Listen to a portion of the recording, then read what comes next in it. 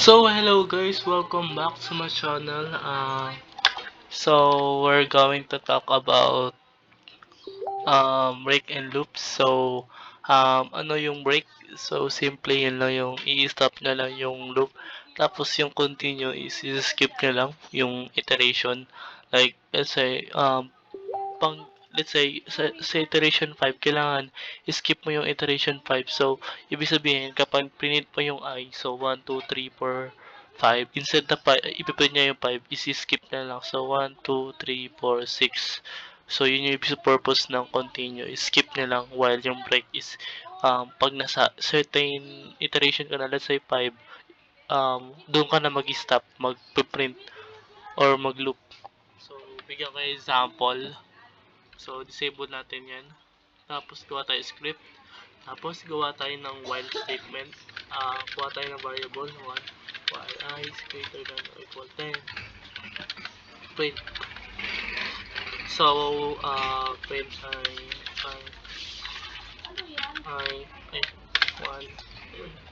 So, pwede rin naman kasi, hindi, 1. Kasi ayan, 1, 2, 3, 4, 5, 6, 7, 8, 9, 10. As you can see, meron tayong ginamit na greater than or equal.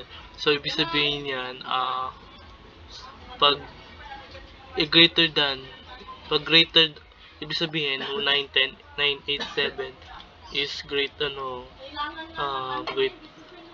less than 10 pala, sorry. So, less than 6, 8, 9, 8, 7, gano'n. Tapos yung equals is 10. So, alam nyo naman, less than or equals to 10. So, ibig sabihin, kung yung I natin is less than or equals to 10, magpiprint na siya ng magpiprint. So, yun yung sabihin yan. At meron tayong greater than or equal. Kung yung I natin is greater than 10 or equal to I natin. So, since greater than or equal is false statement, so hindi siya gagana. Kasi false siya, kasi mas malaki yung 10 kaysa 1, so hindi yung gagana. Lagi mo tandaan na kapag gagawa ka ng while statement, while statement, kailangan true yung condition mo, o else kapag naging false yung condition mo, hindi siya gagana. So yun, patuloy siya magpiprint hanggang maging false siya. So yan. Ba't din mo nilalagay? Gusto naman. So hanggang hindi nagiging greater than or equals to 10 yung I natin, patuloy siya magpiprint. So 1, 2, 3. Maghihinto lang siya kapag yung condition mo is greater is mas equal siya sa 10 or mas malaki siya sa 10, doon siya hihinto. Kasi pag naging equals na yon, nagiging false na siya. So yun. So sa sa break is lagi mong tandaan sa magagamit ka na if statement, kailangan nasa unahan yung if mo. So gagamitin natin yung if statement sa while loop, sa loops. Oh, kalimutan natin pangalan. Loops. Ay, hindi, break and continue. So sa if statement, baka may isa-skip tayong certain specific iteration na like 5. So paggamit ng if statement, paggamit ng break or continue, kailangan nasa unahan instead na nasa unahan. Kasi piprint siya ng madami, magka-crash yung kaya hindi ko rin recommended sa unahan. So yun lang. So ibig sabihin ng break, parang pag nasa 5 ka na, doon mo na i-stop. So 5 lang yung ipiprint mo, 1, 2, 3, 4, 5 lang. Since pag 4 pala, so ibig sabihin ng pag yung I natin is equals to 5, bago pa siya mag-print ng 5, pero gusto nyo i-print mo siya para makita nyo.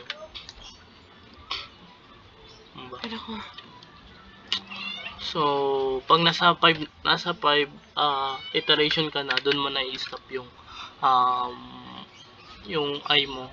Hindi ka, I mean, doon mo na i-stop yung loop. So, ang susunod naman is yung continue. So, ganun rin lang naman, skip na lang yung ano mo. Continue. Uyo. Toy. Isangir mo dyan, oh. Oops, kalimutan ko.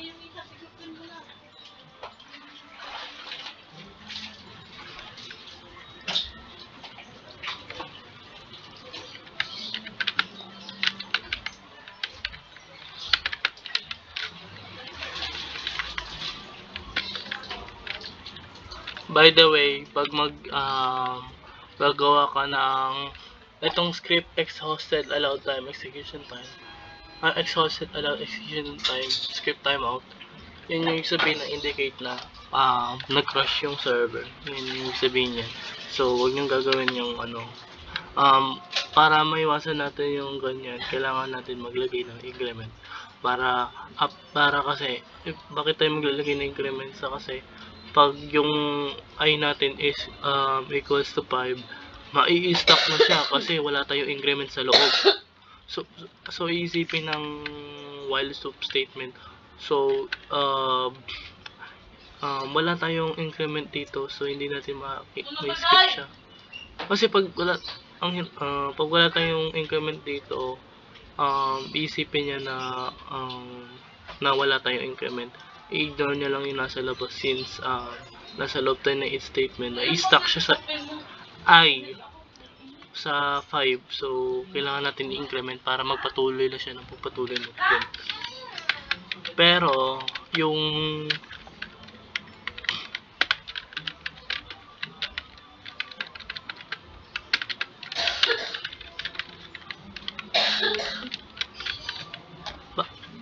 oops.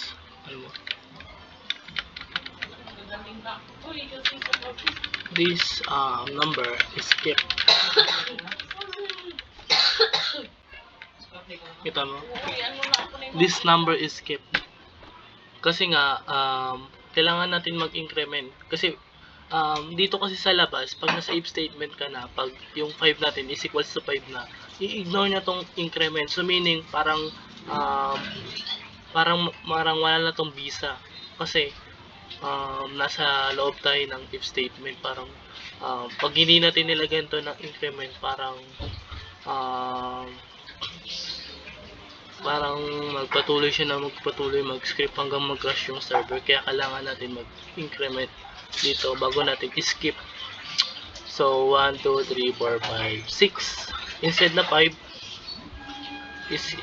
iskinip na lang natin siya.